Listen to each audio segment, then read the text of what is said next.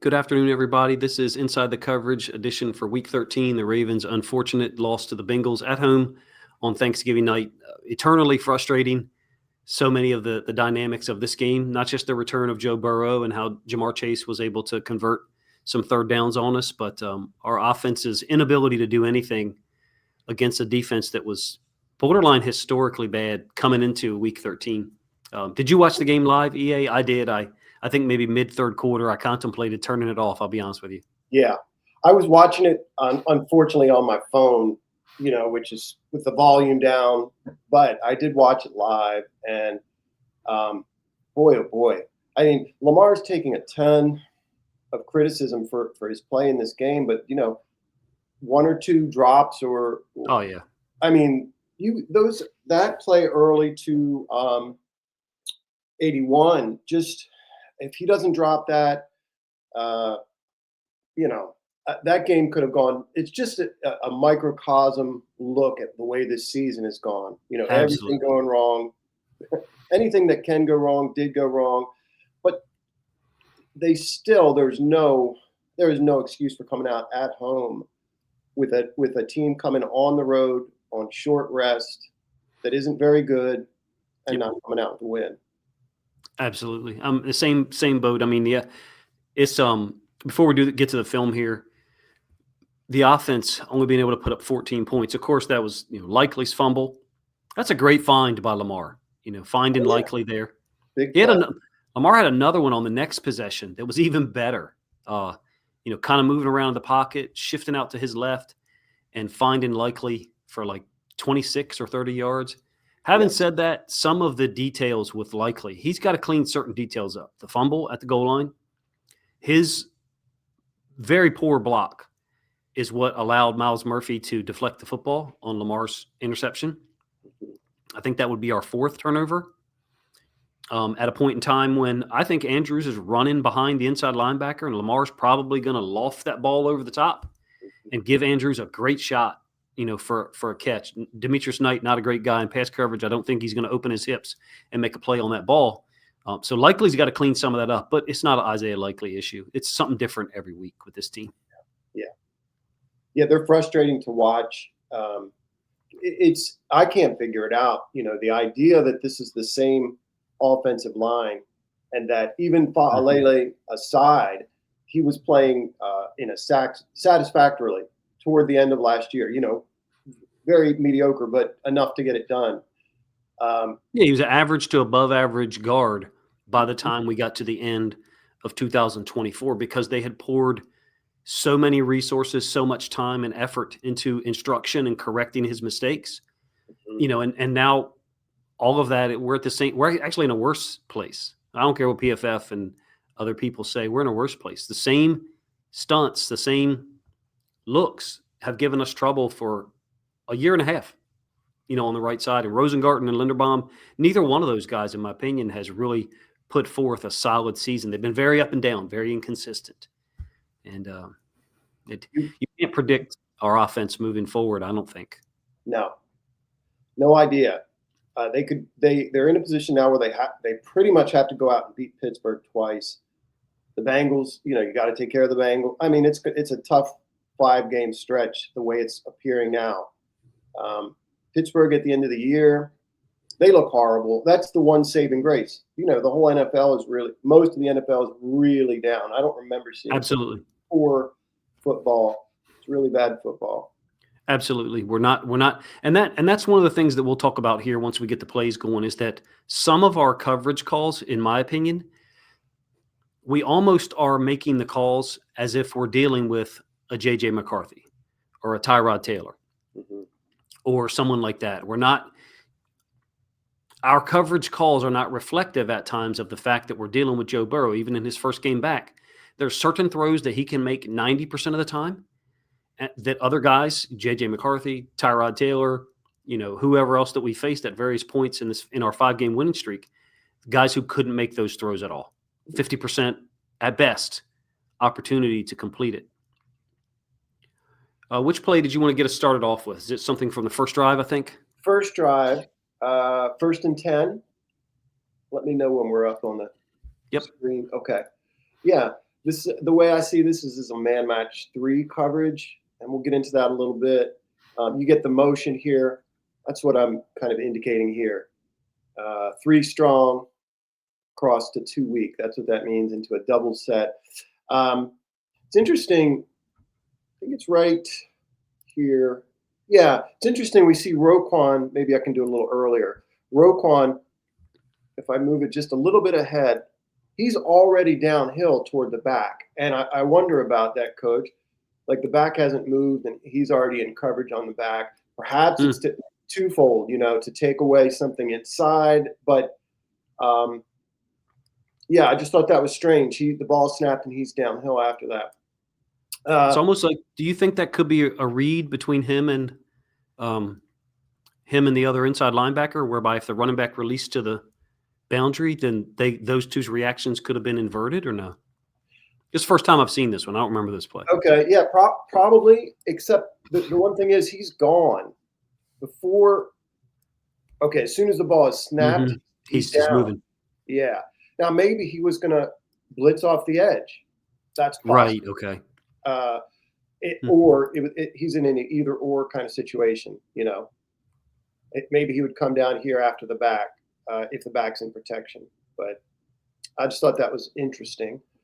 So in this 2-match coverage, we're talking about basically cover 3 on the back, and with some rules, particularly as it pertains to the number 2 receiver.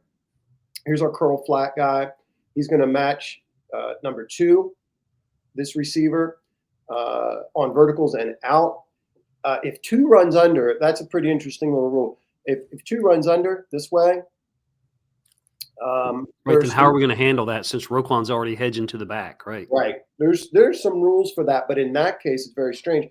Normally, number 2, if number 2 strong is under, the receiver we see right here, the hook away from him, which is, I think this is Buchanan. Buchanan, yeah, we're in nickel, yeah. Yep. He's going to take that in man. He's going to take over the man role. Then our curl flat player plays the back. So that's what would happen, Coach, is the curl flat player would come down and take the back if 2 is under, and we would see Roquan kind of play middle hook here and read the quarterback.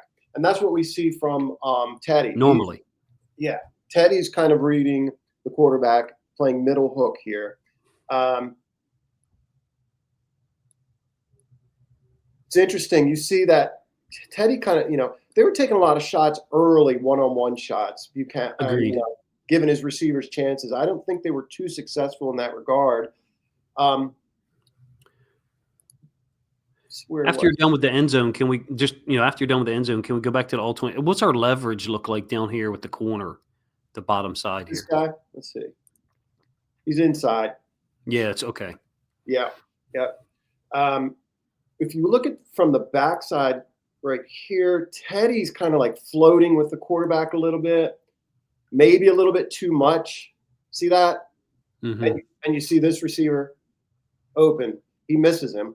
Doesn't look to that side, but he's got an angle or a seems shot. Like I talked about this a lot earlier in the year. It seems like he drifts vertically or horizontally. Some like you said, maybe a little bit too much. Yeah, I think so. And those are throws that some of the other quarterbacks we faced in recent weeks probably wouldn't even attempt. Right. But Burrow can not just attempt them; he can complete them. Yeah. To me, that I guess that goes with him. That is Teddy having a better understanding of what's going on to this side. It's not just reading where the quarterback's shoulder is. Right. Two. It's 2 over there. It's not 1. It's 2. Yep. So he's drifting. I'm all over the place here, but yeah, he's drifting as if there's an in-breaking route. In a perfect world, you'd want him to kind of feel that so that he's not opening up this window here. Yeah. But, can you go back to the beginning for the all-22? What's our steps and look like with the corner out there? What's our reaction? Yeah, go ahead, let it flow. Bottom screen.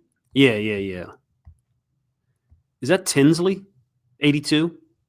I'm not sure. Yeah, that's 82. 82. Good player, man. He's a transfer to Penn State his last year. I forget where he went prior to that. He was there 4 years and didn't really produce as much at Penn State as a lot of people thought he could, but Very talented player. I was glad to see him. I wasn't glad to see him go to Cincinnati. He's a good player. So it's interesting. I'm noticing too. A lot of course, a lot of attention to Chase. You almost see the safety kind of blowing off what's going here. At least his initial look is to that side. Yeah. And I think it's because of Chase. And then so we're just getting it out. Yeah. Yeah, Burrow's always been very comfortable throwing the ball outside the bottom of the numbers quickly. So like in the wing T system, it's like a 3-step drop and you're throwing a fade to the X. Mm-hmm. Conceptually, that's what it kind of reminds me of, that he's willing to throw the ball intermediate or deep, but on a 3-step drop, meaning it's 3-step routes are not normally 20, 22 yards down the field. In this case, it's not 22 yards down the field, more intermediate. What does it look like at the top? Yeah, it's the same. Yeah, it's the same rules, although there's this kind of like stagger switch, but I think they determine it once the motion goes across, that Marlon's going to be on Jamar. Jamar technically is the number 2 receiver here, stacked inside. Marlon ends up with him. So he's got basically the same number 2 rules that we see Kyle. Right. And then they're playing like a 3, like a stereotypical, I don't want to say stereotypical, but cover 3 rules on the back end. Yeah, so he's giving his guy a chance here. Good tight coverage. I think that was more. He was doing that more in the first half toward the red zone. Maybe that's something they'll look at when they see us again. First possession, right, where they go down and get a field goal. Yep. We had that moment on the second drive where our offense turns it over, and then we're able to get the stop. I'll cover one of those plays in a moment. Do you mind if I throw a play? Yep. Up here. Let's do it. So we'll just go ahead and start with one that's no fun. And I've done a video about this one, and I've talked about it in a separate piece of content. So I've made my thoughts known. I hate this coverage call on a 3rd and 9. This to me would be a perfect example of we're playing this coverage against certain quarterbacks, and it's probably a 50 to 55% throw, if that. But Joe Burrow, I think this is an easy throw, and you or others may disagree. It's a 3rd and 9. We're in the last minute of the 3rd quarter. We've just closed to 19-14 on a drive where, man, our offense is zipped down the field as 7 plays. I don't even know if we faced the 3rd down on our drive. So there's a lot going on here for me. Chase is going under, right? And so I think we've got a Woozier kind of chasing that. I like how you described it in a text message, and then when we were talking earlier, to this bottom side of the screen, it almost ends up kind of looking like 2-man a little bit. Yeah. But the problem is, 2-man means there's 2 safeties, and there is no other safety here because he's blitzing. Right. It's Gilman. And I don't like the way Gilman takes on the block there, actually kind of runs around the block. So problems there. I just don't know why I don't know what the idea is behind this coverage. It's 3rd and 9. They're in field goal range, in my opinion, already. I would love to allow a 5-yard gain underneath of something and then move on now that we're down 22-14 with an opportunity to maybe tie the game if we can go down and score and get a 2-point conversion. Maybe that's too conservative for you or other people. They're asking Starks here to play the middle of these 2, to split these 2 receivers. And you see him off the ball. Really, I think he takes a quick look to the quarterback as he moves, as the ball snaps, but really doesn't have an idea where the throw is going. He's really kind of getting into his spot, which is his job here, which is to be splitting these 2. So you can see, I don't know if he's looking at all at the inside route. And so as a consequence, you've got a linebacker running, doing everything he can to run with a wide out, right? This guy's a wide receiver. Yeah. He's a wide receiver. He's actually from Princeton. That's where he played. That's where he played college football, is Princeton. Yeah. Now I might point out he pushes off here too. He does. Yeah. Like that happened all game. It's just I know folks are upset about the Zay push off. Zay did push off, but there might have just been like that. Yeah, there might have been 6 or 7 instances of that all game that weren't called. It's inconsistently applied, in my opinion. And I get it. I get it. People are going to say, well, we're in good coverage relationship here. We're not, because this kind of really the reaction almost kind of looks like a Tampa 2 type Mike linebacker running underneath. There's no way that Roquan's going to be able to get on top of this route, number one. And he almost actually gets to even. I think as I've got the screen paused here, he's almost even. But the separation was going to occur, not as much if he doesn't push off, probably. But when you see the end zone angle of this one, I think you get an idea of how simple. Actually, I got the wrong end zone angle film. I feel like this is a simple throw. I do have to give credit to the Bengals for handling, our mug look. The way they do it is a little bit irregular. They've been doing this for a couple of years, basically walking the tight end up and having the tight end be a part of A-gap protection. And then the running back is clearly, it's Pirine. He's clearly looking across at the safety. So to me, they're just going, I guess some say little on little, running back on safety. And then the tight end is helping the offensive lineman over the middle. They get this handled. And there's a lot of thoughts that I have here. Marlon Humphrey is off screen to our left. He's a defensive back. Well, let's just go back to the All-22 for a second. Marlon is literally right here. Yeah. Near 80. And this is very reminiscent of something, and I said this in a video earlier this week, so if people listening have already heard my thoughts on it and don't like it, I'll shut up in a minute and let EA talk about it. But let the rush, at a certain point, maybe not every play, let the rush guys rush and the cover guys cover. And here we are with a cover guy who gets paid a lot of money to cover. And he's made plays for us, even though he gets beat sometimes. And we're asking a run-stopping inside linebacker who's not just at the Mike linebacker position. Let's say there's one. I didn't mean to leave that on there. Let's say there's one Mike linebacker for every team. Roquan is not among the fastest 12 to 15, maybe even 18 Mike linebackers in the NFL, in my opinion. The Texans have a faster Mike linebacker. The Bills have a faster Mike linebacker. And we're asking him to go and cover this guy who is, really to me, the window to throw it, there's two windows. The low window, Roquan has covered because of his leverage being underneath. The high window, I don't think it's possible for Roquan to defend at all. I just don't think it's possible. He can basically, to me, this kind of reminds me of when you're playing like 7-on-7 football or touch football, whatever, as a teenager, and a 11-year-old kid, for whatever reason, has to guard a 13-year-old kid. You can just throw the ball over the top, even if he's guarded well, which Roquan, I think, did a pretty good job considering. You can just throw the ball in that upper window portion. It's impossible for Roquan to defend. I don't think there's any reason to use this on a 3rd and 9 against Joe Burrow when we've just scored and we've made it a one-score game at this point. I would love to see us play something to keep the ball in front. And I get it. People say we want to get pressure. How much pressure are we getting from this simulated stuff? It's bad. It's bad.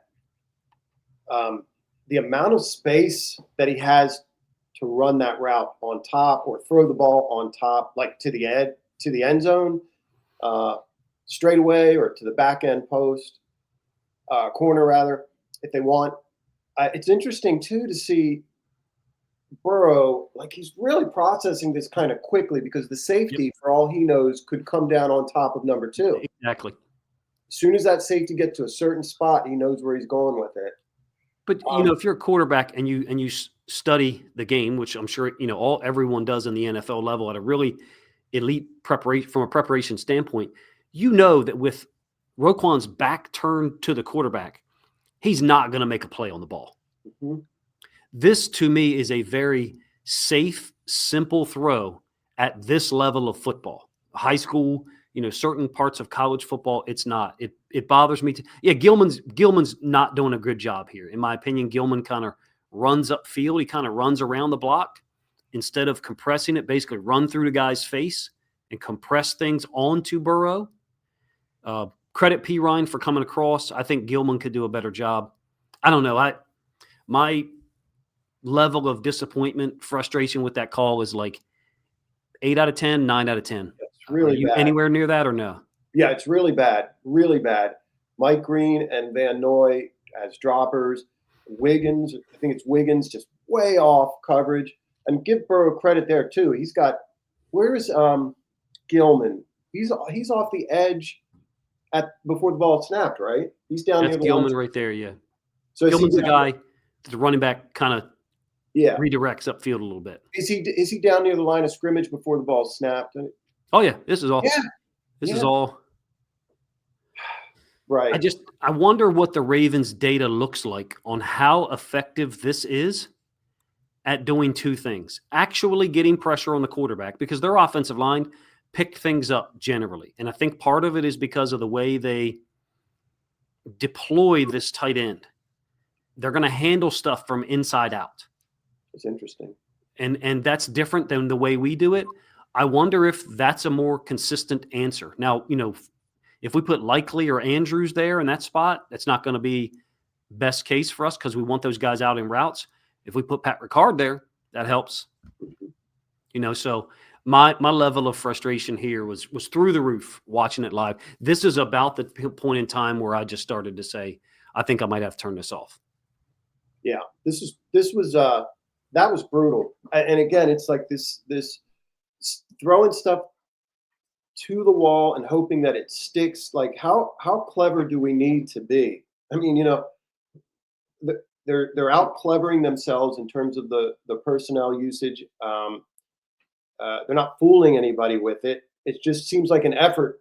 I don't know how it's almost as if they don't understand that they're not fooling anyone with it, and they're just slinging stuff to the wall and hoping it does. I heard somebody years ago talk about a college defensive coordinator, and I don't think this applies here to Zach Orr because look, our defense played well in the first half for the most part. We made some stops. They were, I think, 8 of 19 on third downs. It was 42%, somewhere in that range, and they were 1 of 2 on fourth downs. I think our defense gave us a chance if the offense isn't just self-destructing over and over and over again. But like some Ravens fans have said, if Zay Flowers doesn't get called for that OPI, or if Isaiah Likely scores, then it's a totally different dynamic, even at this point in time that we just talked about. Forgive me, guys, if I've talked about that one too much. That one will probably be one that I'll talk about in the offseason at some point. It reminds me of a dynamic that I observed and heard about in college, whereby someone on a staff said, I think the defensive coordinator is auditioning for his next job by trying to show how multiple and creative and unpredictable he can be, instead of just putting guys in position that they're really, really good at. I don't think Roquan is good at the coverage we just played with him there. I don't know that Gilman is really good at blitzing off the edge. I think Marlon is. We got a sack with him earlier in the game. I'd like to see Roquan and Marlon either switched pre-snap or their responses post-snap altered altogether. I wonder if that's Marlon running under there if Joe Burrow doesn't even throw that football. Mm-hmm. Yeah. Or if he throws it on the upper portion of that window to make it a safer throw that really, gives Iosivas maybe a 15, 20% chance to catch it, but an 80% chance of the ball just being incomplete, if that makes sense. Yeah. Marlon's in a better spot in terms of disguise there to drop out and play coverage. He looks like he's coming, and that's what he does, but to me, that would have been a much more effective disguise to see him toward the line of scrimmage, and then have him drop and play that number 2 inside. I don't know what. No, I agree. I don't know what their evaluation looks like when they look at coverages and certain things they do. But that one, to me, I don't think the data is going to be really good. I haven't seen that one a ton. I hope we don't see it again. Yeah. Did you want to go over the bracket coverage is it also from the first possession or just first quarter? This is the third quarter. Third? Yep. This is the third quarter. 3rd and 4, another third down play. This is actually a penalty. This is the penalty on Tampa, as I recall. I believe. Oh, yeah. Okay. Yeah. Yeah. Oh, but it's very interesting. To me, it almost looks like we see so the apex aligning outside. This is the bracket component. Bracket coverage just gives you a way to cover number 2. Typically number 2, the number 2 receiver. or to double him, I should say. So you can see our apex guy. I think that's Marlin. I think that's That's what it Marlin. looks like. Yeah. Yeah, inside, aligned inside. What's interesting is we have Starks. Let me see if I can find where Starks is. Oh, this is Starks here, right? Hmm. And Starks is going to kind of run in almost a Tampa non-traditional whatever Tampa kind of look, but you see the same thing with Roquan here dropping out. Um, he's going to look with 2 out, which is what we see here, and this is, I think this is A a long week. way to go. What's that? That's a long way to go for Starks to try to help out on one, but he's just theoretically helping out on a post or maybe a vertical that's lofted. I got it. Right. Or dig. I think this is my take on it. He's looking. Is this Chase here? I think it is. Yeah.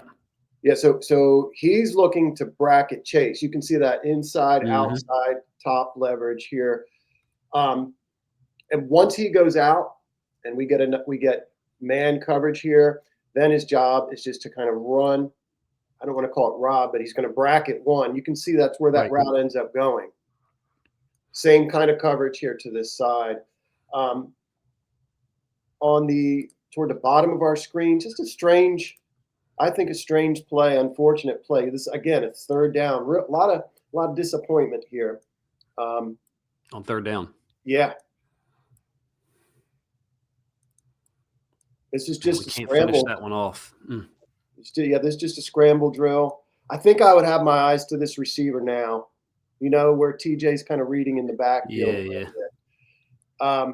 Right, because you can see this guy kind of crosses his face and then he gets desperate. He does hook him, but kind of late. It's interesting though. A couple people thought maybe that one was uncatchable, but I guess certain penalties it doesn't matter whether it's uncatchable or not. If you watch it on the back end, let me see if I can get it.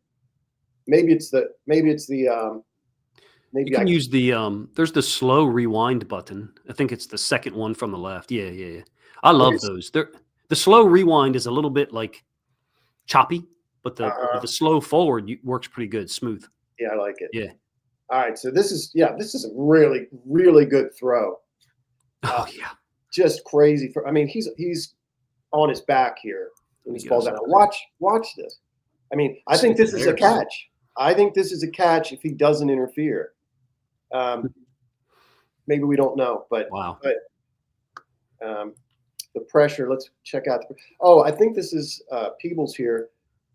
He gets away with hands to the face here, so yeah, it sure looks. I've seen a lot of that in recent weeks. For every game, I've seen a lot of hands to the face not called on offensive and defensive linemen recently.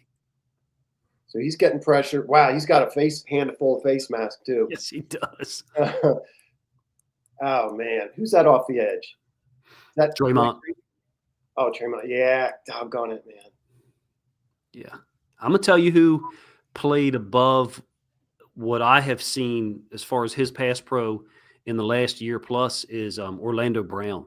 I've been critical of that stance, and I think he's had trouble getting out of it. But man, he wiped us out generally in pass pro. He's early a couple times. He's definitely early and gets away with a couple. You're talking about that kind of knee knock. He's got his inside knee kind of bent in. Yeah. But yeah, they were generally good in protection. There was a couple rushes where you saw Orlando just with really high hands, kind of miss, but still knock our guy to the ground. Exactly. Van Noy once or twice. Maybe Mike Green once. Yep. Who's the guy up? I know it's Tinsley down bottom. Can you pull it back at the beginning of the All-22? It's Tinsley down bottom who ends up being the target, I believe, right? Right. 82? Yep. It's 80 up top? Because it seemed to me, it makes sense. It's Jamar Chase. It seemed to me that Burrow was looking to Chase's side 95% of the time immediately. Right. As soon as the ball was snapped. Yeah, and this is good coverage on him. He goes away from it. We were talking about how they covered Chase throughout the game, and they're really, I guess, toward the end especially, playing more bracket type coverages on him. but he's so threatening. He's so threatening deep that the guy who's on top of him is afraid to kind of drive down on any kind of in or out Absolutely. cut because he'll blow by them deep. They're Yep. terrified of that. So it's not at least in this game was not an effective way to play him if you're not going to take that chance.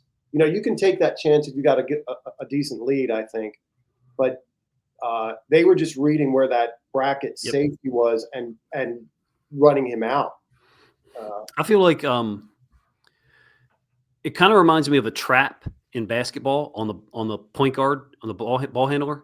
Uh-huh. But it was almost like the trap guy, the second guy, was not aggressive at all. And so those deeper out routes to the side, well, kind of like he's running here, were available. He beat Wiggins twice on those, but it wasn't from the slot. It was just a number one receiver. Maybe I'll show one Yeah. here in a moment. He's just so smart. He's very smart.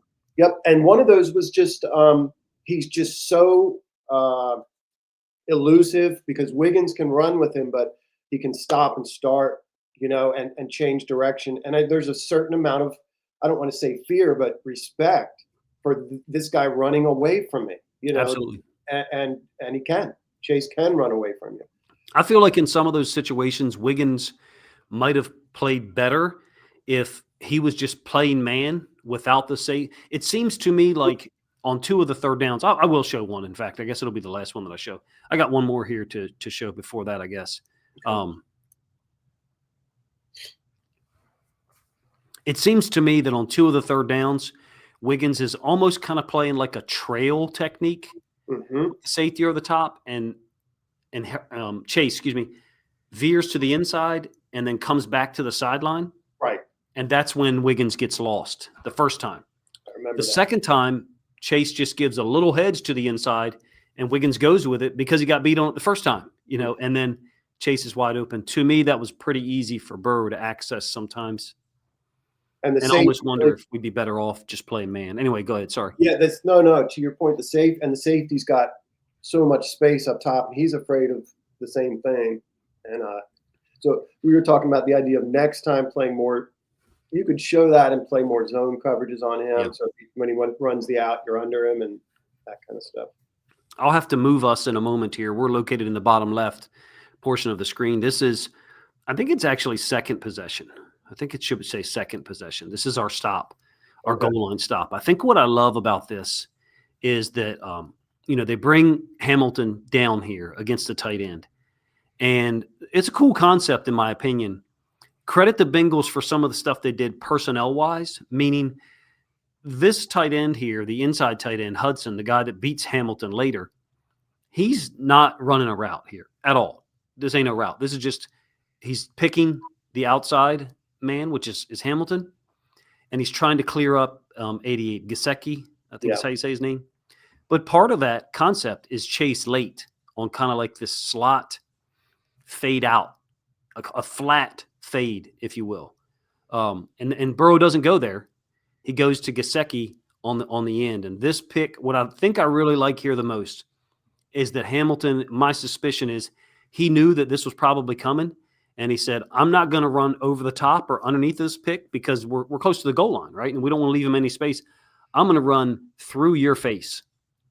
And it's almost like, a game of chicken, if you will. And in this case, 87 is the guy that flinched.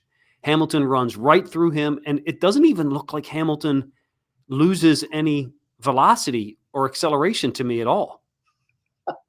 It's almost like he's impervious to that contact on this particular snap. Watch the tight end. That's what's funny to me. It's like you're right. He's going to just level him if that dude doesn't move. He just takes a leg off the ground, an arm, throws his arm to get out of the way. Yep. And he's going to level him. Do you think he's being coached to, okay, if the guy runs to the center mass of your body, you've got to try to veer to the side or your left shoulder collide with his left shoulder. Yeah. So that we don't get called for a penalty? I mean, could be. Yeah. Yeah, that's true. Get out of the way if he comes at you. I do like the play. And this is something that I know that our plays have depth as well of design. But for me, you're using a player. The design of this is getting a player open who would not generally be able to get open like organically on his own against Kyle Hamilton. Okay, Gesicki's an NFL tight end. He's got great receiving skills. So there's certain guys across the NFL that he would beat on this route. Let's say the tight end was not here. Let's say 87 wasn't here at all, right? Mm-hmm. I don't think Gesicki's getting open on this route organically against Kyle Hamilton. That's why they're running the pick or the screen. Right. But the part I really like about this is then you've got the chase route attached to it. So if Burrow doesn't like, what he sees with Gesicki versus Hamilton, then he just throws it to Chase. It's only two options, I guess, really, because there's, nothing going on up here, at all. We're soloed up. So I like the concept. Maybe I'm just, it's easy, I guess, to praise what they did offensively because they scored 32 points, but they were handed some points, by our offense's inability to hold on to the football. I like this play from a Hamilton perspective because it's like, no, I'm going to run through your face, and we're not going to just allow you to do this. It's inside of 5 yards, so I guess it's totally legal. That's fine. I love the mentality for Hamilton here that I'm going to just run through the middle of your body, and you're going to take the brunt of this. And in this case, 87 blinked. Does Kyle, his left arm, come through and rake the receiver's arm at the end there? I think right here he's trying to, yeah. I don't know if he actually does. I got the end zone, I think. So Chase is the guy running the, flat fade out, whatever you want to call it. We're only bringing 4, and look how quick. I'll tell you what I've been doing lately is I've been trying to document the time to throw. For those of you guys watching, we've got a little timestamp there. It looks like 1797, and there's probably some margin for error. Let's call it 1988. So what are we at? 2.2? Did I do that right? Mm-hmm. It's quick. Less than that. 1794. Almost 2, I guess. 1794 to like 1990. So a little bit less than 2 seconds. The ball is out. It's a quick concept. We're not getting any pressure at all. There's one of our rush guys on the ground. Yeah, there's Brown. Snatch trap. Exactly what we're talking about. The real high hands. Yeah, rake. Yeah. He's kind of getting him. Brown's kind of allowing himself to be in the window a little bit. He's kind of allowing himself to get back onto Burrow. Mm-hmm. We don't really necessarily see Hamilton because it's blurry or fuzzy. There's the ball. It's already passed. So I don't know. It looks to me like Hamilton's far side arm from us, his left arm, I'm sure, is trying to get involved. His right arm is probably around Gesicki's hip, although we don't see it from that angle.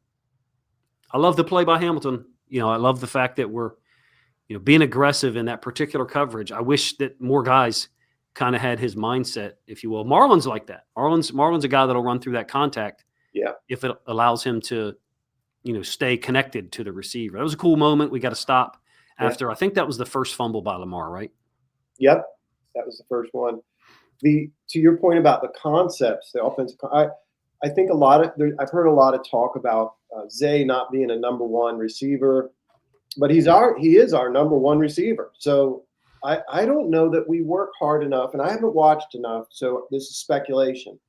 I don't know that we work hard enough in similar manner to get him touches. It seems a lot of like run your route, and then when Lamar breaks the pocket, get open, and he's got a good relationship in that regard, and likely's got a great relationship with Lamar in that regard. But I'd like to see an effort to set up little screens, little picks to get the ball in Zay's hands. Yep. Just get him open, early downs. There's just I don't think there's enough of that. It reminds me, I'm a basketball guy not now, but from the standpoint of what I did probably for 25 years of my life. I guess you're the same way. I probably played basketball like 300 days a year for 25 years. Like it just eventually got on my system where I just got old and slow, But it kind of reminds me of the usage of picks and screens in the NFL. Kind of reminds me of like modern basketball, which is just matchup hunting. Like Right. let me run pick and roll until I get the matchup I want, and then I'll go ahead and attack. I'm trying to create optimization, I guess. Mm-hmm. And that works. Not criticizing it.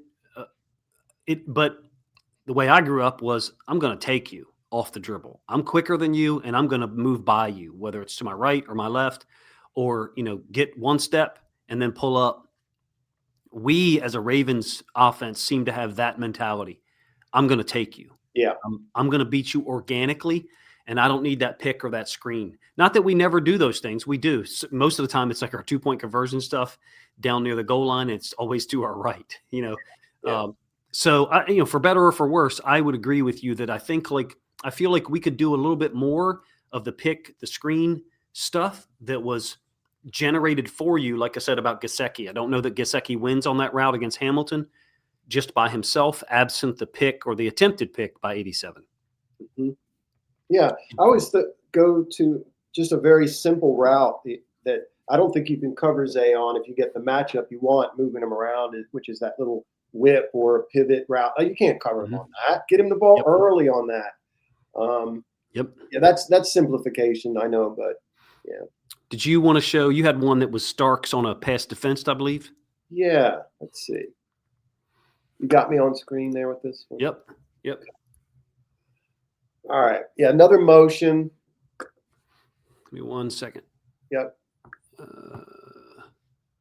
There we go. Sorry. Yep. Okay, so this is another motion. I think a poach. This is the way they're playing. Some would disagree with what I'm calling this, but I think this is a poach coverage where we've got our weak safety really reading what's going on with number 3 here. Absolutely. Yeah, that's common. That's common. Yep. Once you see that motion, right, you see the communication going on. Now we've got, I guess this is, not sure, this is Starks. Oh, this is Starks. Yeah. So Starks is going to kind of funnel him inside, or make an effort to kind of funnel him inside. He's leveraged inside anyway. This is, I think this is first down, but you see number 1 eyes in the backfield here. And he's reading the quarterback for quick game, right? If there's a quick throw outside, he's coming downhill. He's not reading the receiver here. But right out of the back pedal, we see him able to kind of funnel that route. And we see Gilman kind of, again, a type of bracket sort of coverage here. Again, we get kind of like a throw to a singled up receiver. Looks like a little bit, yeah, he's kind of like in scramble drill mode, I think. The receiver. Yeah, a little bit, yeah. So even though the quarterback's still in the pocket. Interesting, if you watch the quarterback go through his reads here very quickly, not sure what he wants out. He's not on the same page with the receiver. I guess he's reading that side of the field to see what Wiggins is doing. Is that Gesicki, 88? This is Gesicki right here. Is that? Yep, that's who. He's like 6'5", 6'4", 6'5", maybe even 6'6". Yeah. And then Chase is underneath him. Man coverage is Kyle on Chase. That's pretty cool. Oh yeah, he can do that. He's amazing. So you got man everywhere. So you might kind of consider this sort of man free-ish, but there's a real particular attention in trying to poach that backside 3. And then the play that Starks makes on the ball here at the end, I think, is particularly noteworthy. Not that it's going to be completed. I'm not sure that it is, but just how he plays the receiver's hands here. You can see the receiver looking back for the football. Ball's out. Ball's out. You can see it's kind of behind, purposely thrown behind. Yeah, on the left shoulder, more towards the R in Ravens, right? Yep, that's on purpose. And maybe he's got a shot at bringing this down. Seems a little high, but really nice job in kind of reading the receiver and playing through his hands here, I think, by Starks. Starks has made some nice plays this game. I think of a 3rd and 4, or maybe it's 3rd and 5, where he comes all the way across the field and they come up short, forces a 4th and 1. He makes a nice tackle on the back. He had a couple plays like that. Of course, I think they they converted that 4th down. But where's Burrow? Can you go to the end zone? Where's Burrow look first? let's see. Move it up a little bit. Yeah, he takes his time here. He does all the time. He's scanning, Yep. looking for information. All right. Ball's coming out. Let's see. Oh, okay. So there's my false start alert. Yeah, right. That's all that is. Yeah.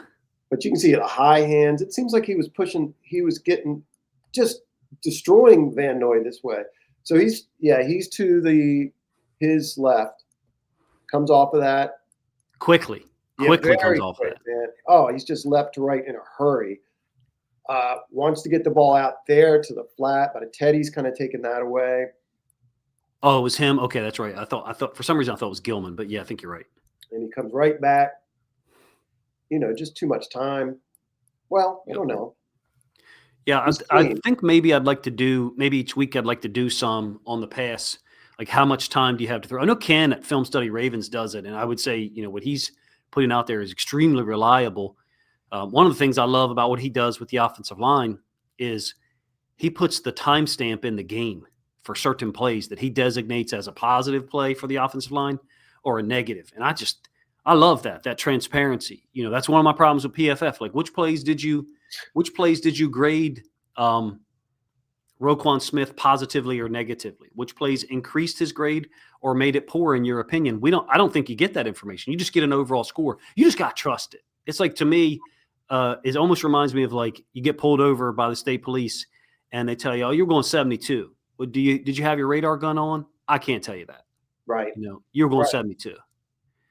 And that's what it reminds me of. But I know a lot of people trust PFF and they probably don't like it when I talk like that. I just want to see some transparency. So he looks over there to Chase first. Yeah.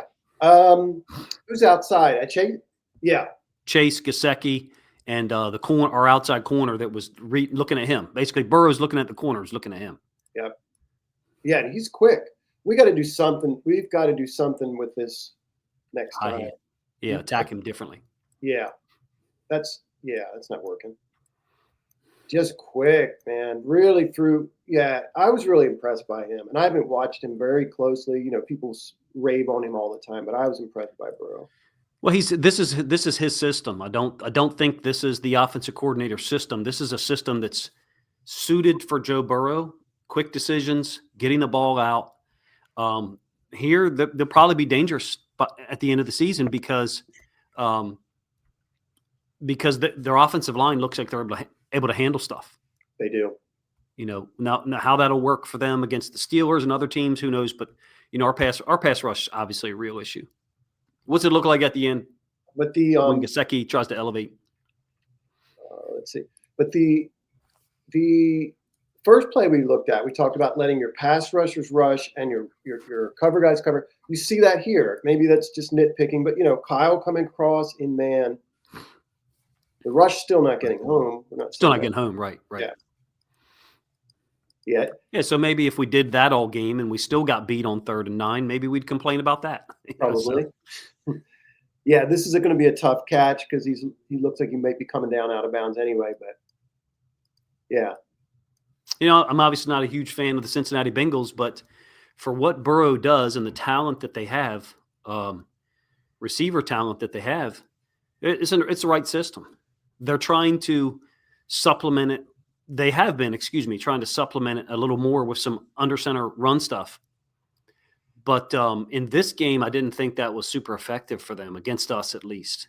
Mm-hmm. Burrow, 24 of 46 passing, 5.7 yards per attempt. That's really in line with what we were able to do to him the 2 years that Mike McDonald was here.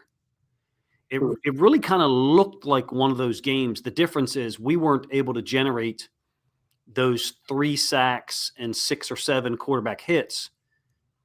Marlon had our only sack. Marlon also had 2 of our 7 quarterback hits. We definitely miss Matabike, no question about that. And we need somebody who can get some wins against those tackles like Orlando Brown. Let's give him a speed look and make him get out of that stance repeatedly, such that maybe eventually we can beat him to the inside. I think we can beat this team. Do you?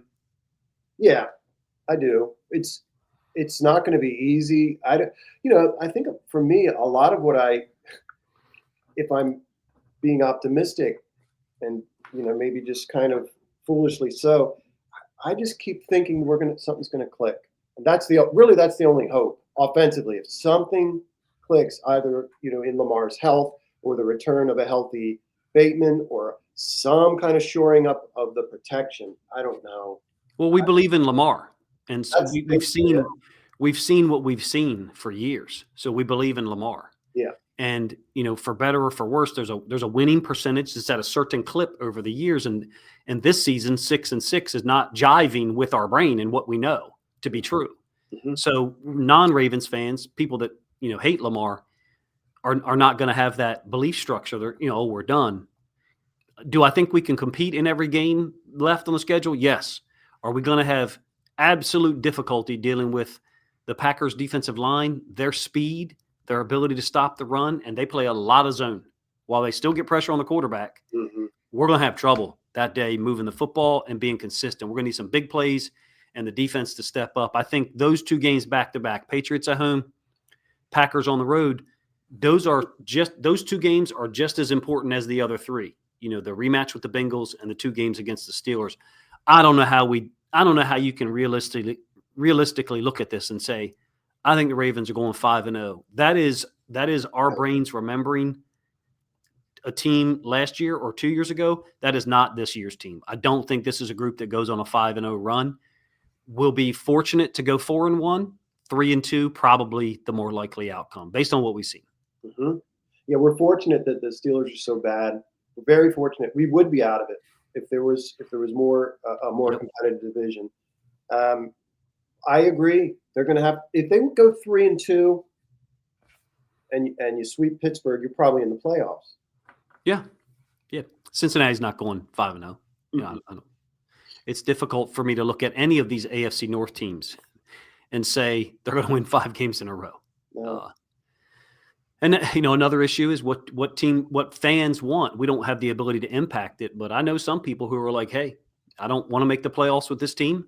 I'd like to have a top 10, 12 draft pick and reboot this thing with some changes in 2026. I can't blame people for having that opinion at all, even though, you know, anytime you roll out there with Lamar Jackson, you got a chance to win. That's what makes last week so crazy. Let me do one more, and then I'll set you up with a question you weren't prepared for about Ardarius Washington's return. Because I know that probably excites you, because I know you were the first guy to talk about him being able to contribute.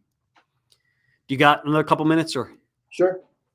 So this one I think goes along the lines of us trying to be as complicated as possible. And look, it's a little bit hypocritical of me to criticize this, because certain teams, I just got done recording a video last night on what Brian Flores did to the Seattle Seahawks offense.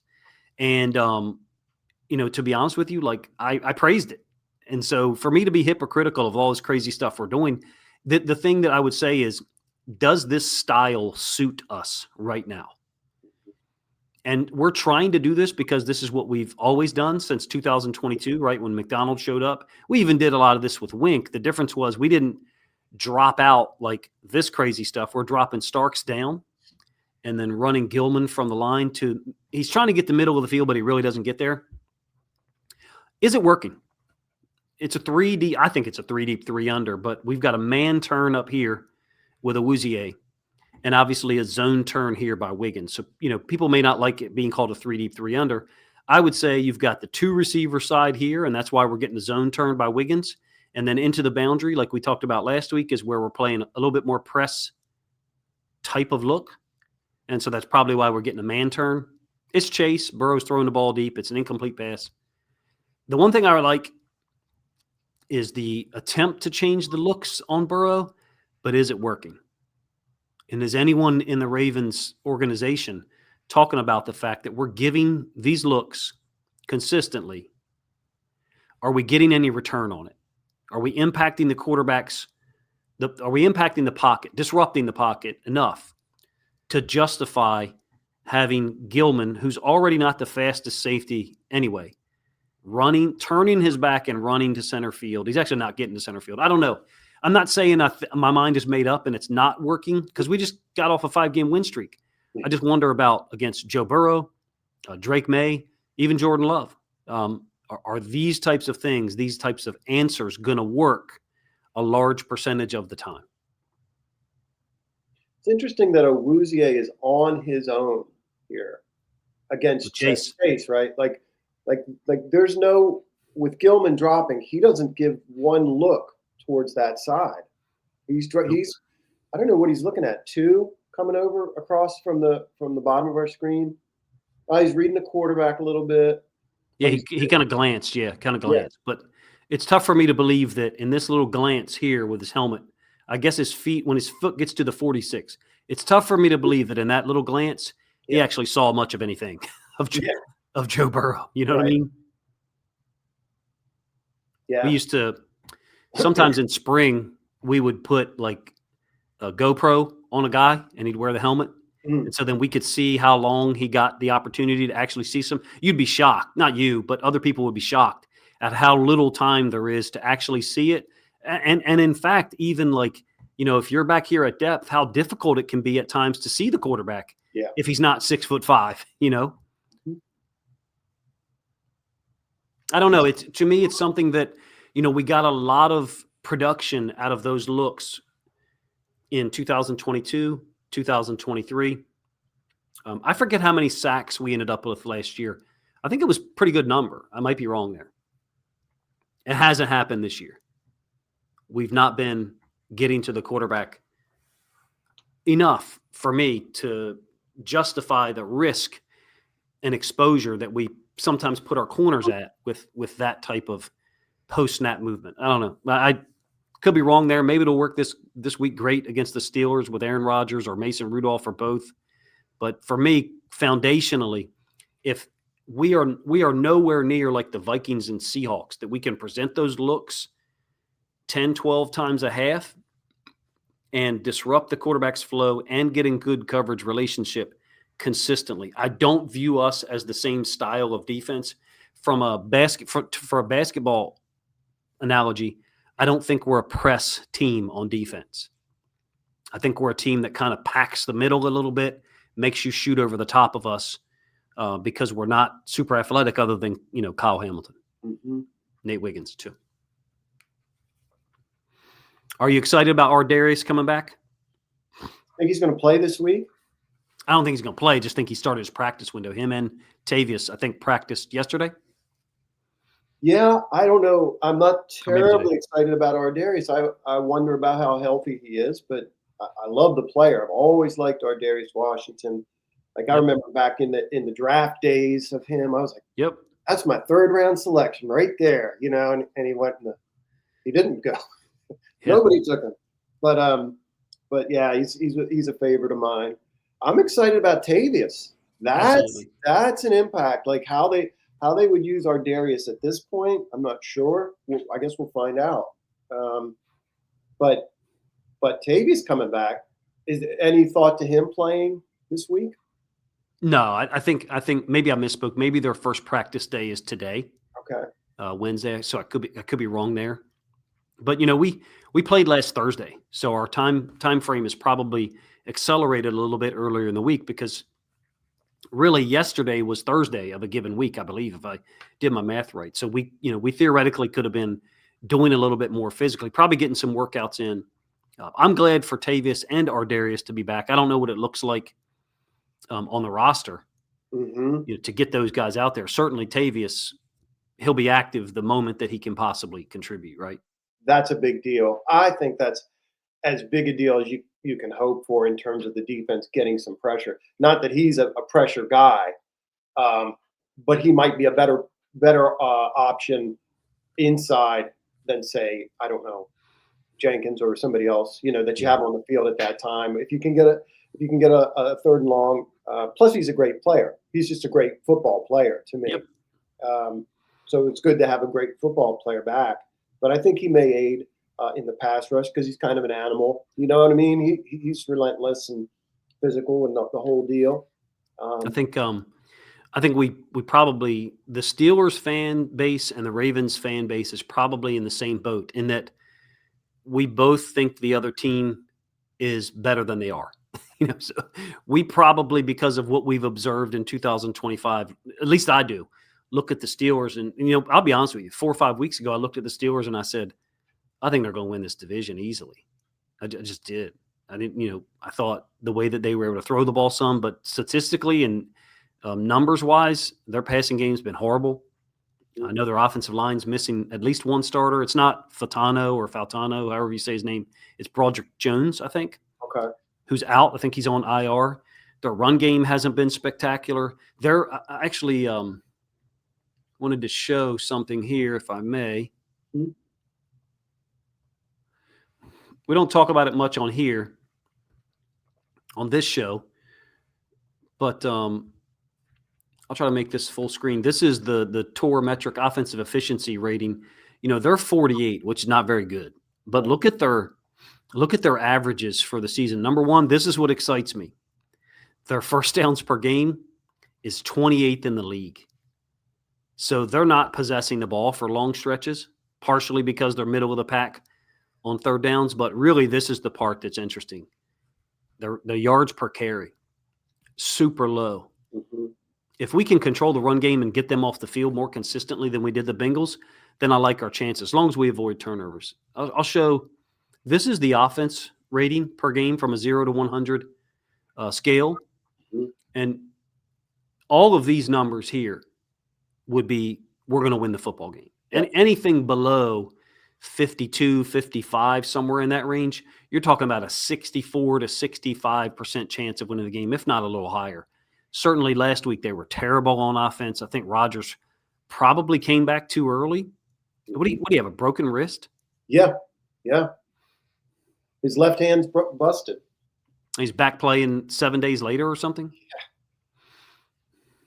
It's going to be, if we're able to put them in this range from their offensive efficiency, in the 30s, maybe even 40, 42, we're going to win that football game as long as we avoid turnovers.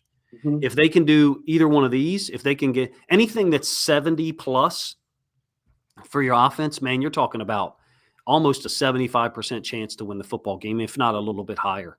So these numbers, to me, is what – it's just efficiency is all it is. I know some people don't get excited about it, certainly.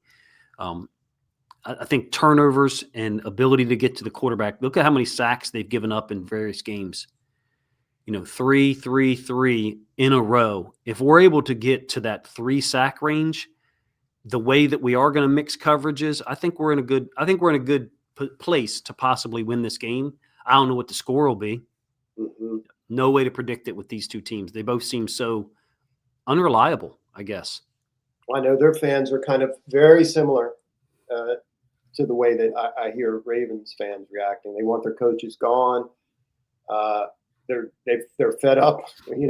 Very similar. The very similar fan bases in that they have an expectation of quality football, at the very least. Can you believe that their home fans were chanting "Fire Tomlin"? Well, yeah.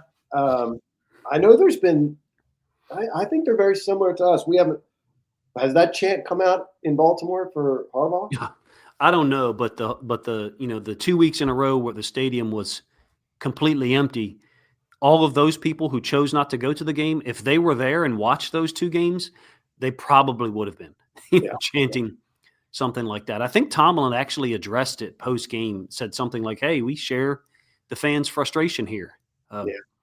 Neither of these teams in the AFC North is very good, and I would love to say, "Hey, man, I think we can win 4 or 5 of these football games to end of the year." That was folly earlier in the season for people to look at and say, "Oh, we're just going to sweep the last 6 games. Bengals, Steelers twice each, Patriots and Packers."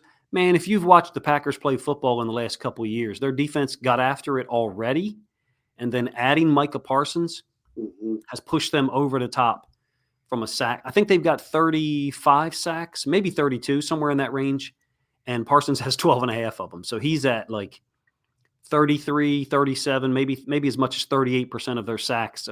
That's going to be a difficult game. And you got any closing thoughts on our loss to the Bengals and whether or not we'll turn it around defensively, at least against the Steelers?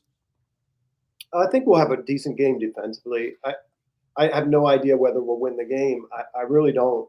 I mean, Pittsburgh could come out like Pittsburgh does and play Baltimore really physical, and T.J. Watt and 56. Highsmith, so underrated. Yeah. They could get after it and make stuff happen if Lamar's not fully healthy. They usually game plan us pretty good. Up until last year, we had a lot of trouble with Pittsburgh. I don't know.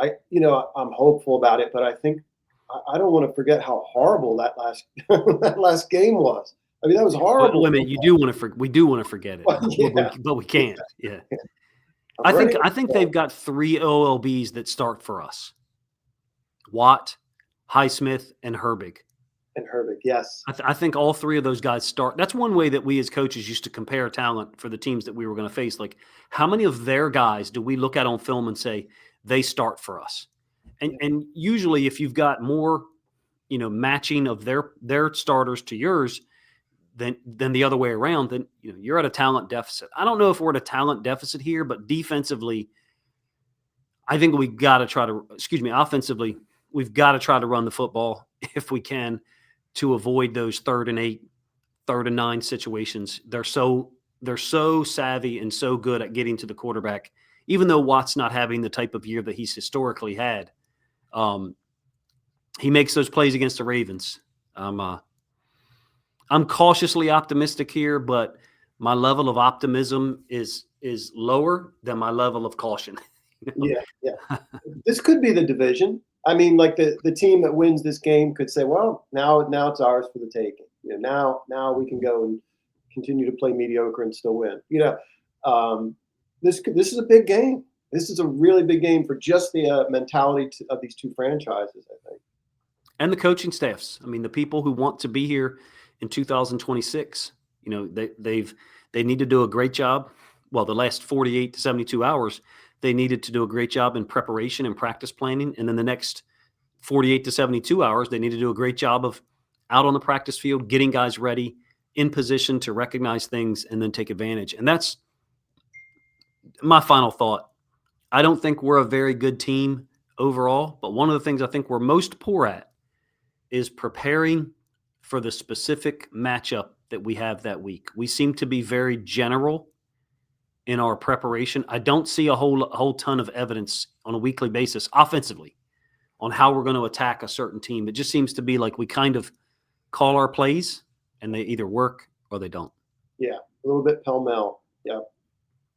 All right, man. Well, thank you for doing this with me again. I know we went on a little bit longer than maybe we planned this, but it was fun. Yeah, appreciate it. Try to go over these plays and give people some of our understanding to whatever level we're able to reach. So if you enjoyed it, number one, please let us know in the comment section. We made up our mind to do one of these every week for the 2025 season. Didn't know obviously that we were going to go through this frustrating campaign that we're in the middle of still, or near the ending of here. So in any case, if you guys enjoyed the video, please let us know in the comment section, number one. And then finally, if you think other Ravens fans would enjoy our discussion as well as some of the plays that we use to illustrate our thoughts, then please consider grabbing a link to this video, sharing it out on social media to help this content get more reach. Appreciate you guys' time.